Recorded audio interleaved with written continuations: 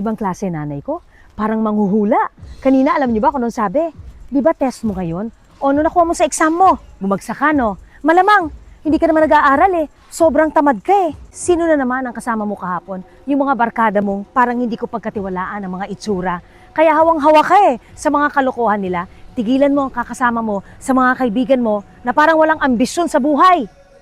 Kamusta naman ang allowance mo? Ubus na naman.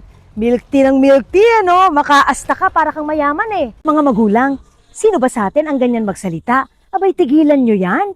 Kasi lalong mahihinaan ng loob ang mga anak ninyo. Lalong mawawalan ng confidence. Kasi siguradong sigurado ka na hindi nag-aaral. Mali ang mga kasama.